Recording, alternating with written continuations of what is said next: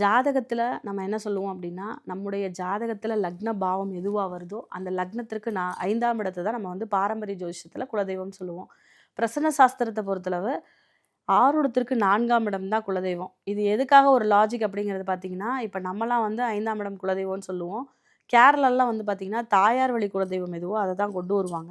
So இங்கே அதன் அடிப்படையில் தான் நம்ம எடுக்கிறோமே தவிர, இங்கே நம்ம வந்து தாயார் வழி குலதெய்வத்தை ஃபாலோ பண்ணுறதில்ல. அப்பாவோட வழி எங்கேயோ அங்கே தான். ஆருடம் துலாமா வந்திருக்கு. இன்னைக்கு சுக்கிரன் அப்படிங்கிற அந்த ஆருட அதிபதி வந்து பார்த்தீங்கன்னா 6ஆம் ராசியில் போய் உட்காந்துருக்காரு. 4ஆம் இடம் தான் அவருக்கு வந்து குலதெய்வம். அப்போ இந்த 4ஆம் இடத்து அதிபதி சனி எங்கே இருக்காரு அப்படிங்கிறது தான் ரொம்ப முக்கியம். இங்கே பாருங்க, ஆருட அதிபதி ஆரூடத்திற்கு 6ல் போய் உட்காந்துருக்காரு.